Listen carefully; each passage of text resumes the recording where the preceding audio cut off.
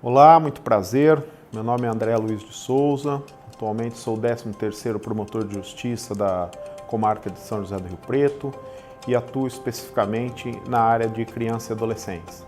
Sendo mais específico, a área de atuação é a questão da proteção e também o fomento de políticas públicas na área da infância e da adolescência para a sociedade em geral. Eu gostaria de, primeiramente, agradecer o convite que me foi feito para alguns esclarecimentos na ótica do Ministério Público e nós já iniciamos sobre a questão da importância da capacitação. O Estatuto da Criança e Adolescente, a Constituição Federal é bem clara sobre a questão dos sistemas de proteção e garantias de crianças e adolescentes e cita 4 importantes atores desse sistema de garantia. Ele cita inicialmente a família, ele cita a sociedade, ele cita a comunidade e, por fim, o Estado. Como neste momento eu falo principalmente na questão do Estado, no conceito lato sensu, trabalhando também um pouco com a questão da capacitação de servidores do município, principalmente nas áreas de assistência, saúde e educação, eu queria iniciar a minha fala dizendo que o Ministério Público ele é responsável pela garantia da ordem jurídica e ordem social. Ou seja, a Constituição Federal, quando alçou o Ministério Público nessa defesa da garantia da ordem jurídica e social, ela permitiu que determinados assuntos sejam fiscalizados na questão da aplicação da lei pelo representante do Ministério Público. Todos os assuntos? Não, apenas alguns assuntos, e poderia citar assuntos relevantes quando em razão da qualidade da parte, no caso, quando a gente trabalha com a questão de incapazes, e entrando criança e adolescente, dentre outras atribuições do Ministério Público. Não são todas, mas principalmente quando nós falamos de área de vulneráveis, o Ministério Público sempre atuará não somente na qualidade da parte, mas principalmente como fiscal da lei. A legislação, principalmente na questão de sistema de garantia, ela prevê diversos instrumentos jurídicos. Eu posso citar o Estatuto da Criança e Adolescente como uma norma geral, poderia citar uma norma geral de onde decorrem todas as outras. Ele cita a importância da capacitação. A capacitação é justamente, e ela é criada quando surgem instrumentos novos. Eu sempre digo que a questão de direito não é uma questão estática. O direito está sempre em progresso, o direito está sempre construindo situações e proteções novas. Se neste momento voltássemos no tempo, aproximadamente 20, 35 anos atrás, talvez eu estaria falando com cada um de vocês sobre a égide do Código de Menores, porque antes da Constituição de 1988, vigia o Código de Menores, no qual não dava toda a proteção à criança e adolescente. Atualmente, com a entrada em vigor da Constituição Federal de 1988, novos instrumentos do direito foram aplicados e, dentre eles, o artigo 227 deixa bem clara a questão de prioridade absoluta de criança e adolescente. Fora a Constituição, foi criado o Estatuto da Criança e Adolescente como um instrumento genérico, principalmente de princípios e normas para serem aplicadas na proteção de crianças e adolescentes.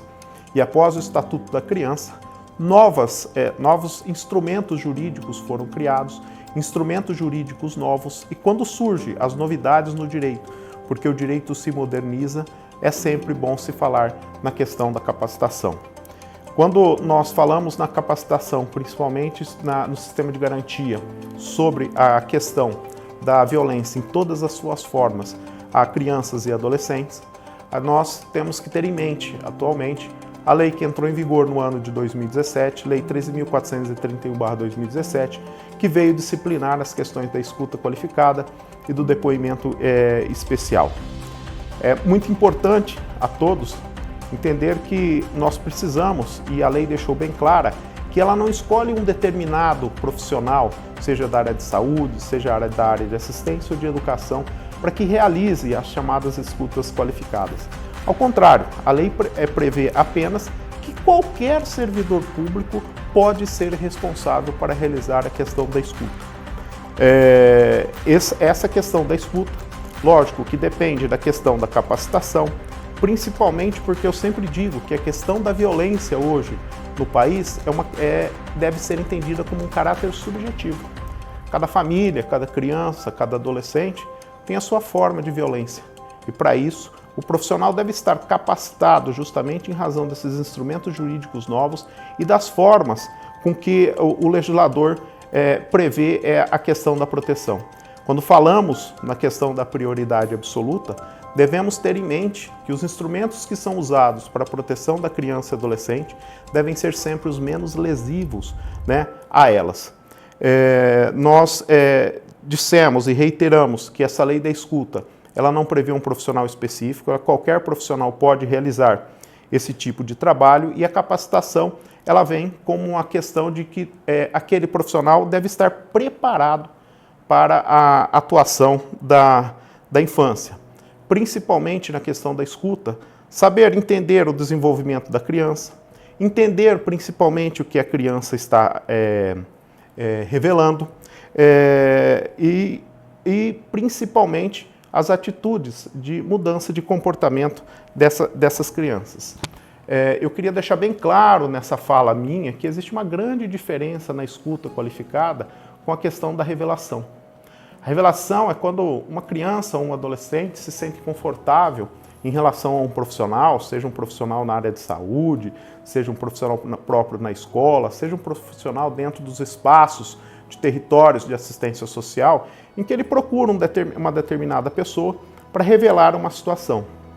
Essa questão de revelação não é necessariamente uma escuta, mas uma revelação que cabe a cada um de nós ouvir atentamente essa criança, saber principalmente redigir o que essa criança e adolescente nos diz e principalmente na questão do comportamento dela, atestando isso.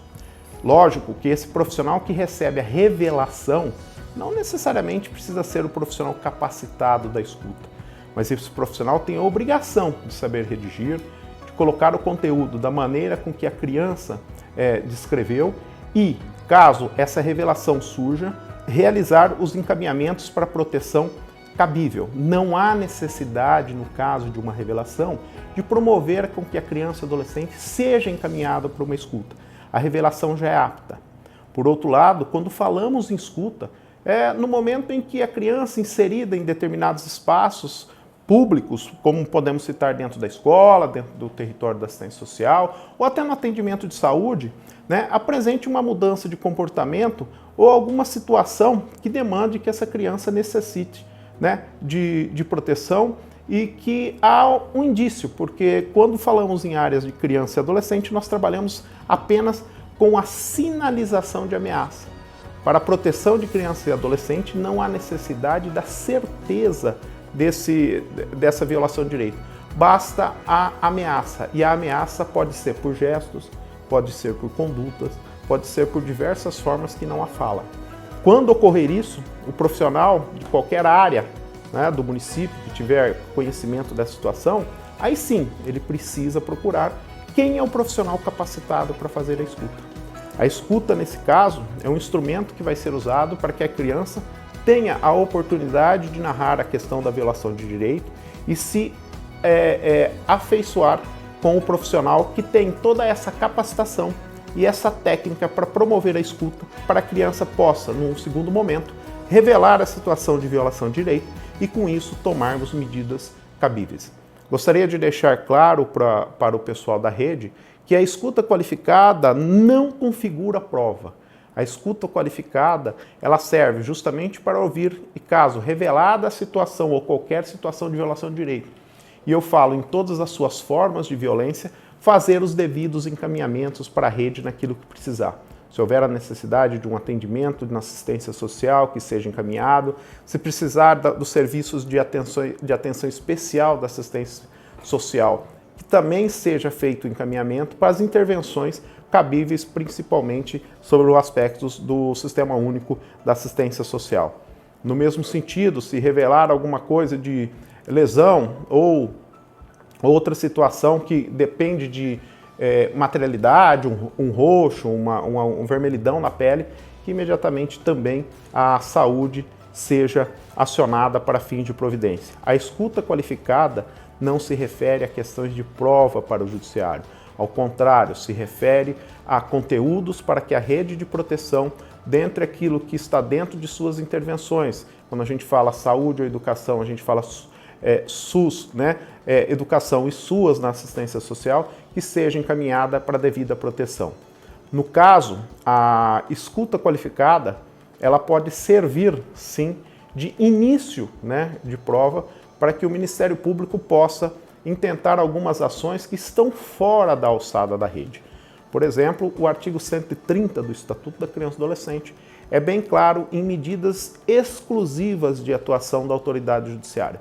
Nós não trabalhamos na área da infância com a questão criminal, ao contrário, trabalhamos também com a questão da proteção. O Estatuto da Criança e do Adolescente, ele é bem claro ao dizer que determinadas medidas de proteção são de alçada exclusiva do Poder Judiciário e não da política de atendimento. Como um exemplo para vocês, a questão do afastamento temporário do agressor. O acolhimento institucional de criança é uma situação excepcional e antes que tenhamos a medida protetiva aplicada nesse sentido, nós podemos aplicar outro, tendo como visão o adulto, no caso, por exemplo, a questão do afastamento, como citei. Eu gostaria de deixar bem claro que os instrumentos e principalmente a capacitação, ela tem como norte não revitimizar a vítima, principalmente criança e adolescente. Ou seja, esse mesmo assunto não pode ser veiculado em diversos outros espaços. Por isso, da importância da escuta. O documento da escuta, ele servirá para que as autoridades constituídas possam fazer a ampla proteção à criança e ao adolescente. Quando nós falamos na ampla proteção da criança e do adolescente, esse documento servirá para a Promotoria de Justiça de Proteção, para o Poder Judiciário, até para o próprio delegado de polícia, pois, como eu disse, a escuta não é prova, mas é um documento que serve como início de prova.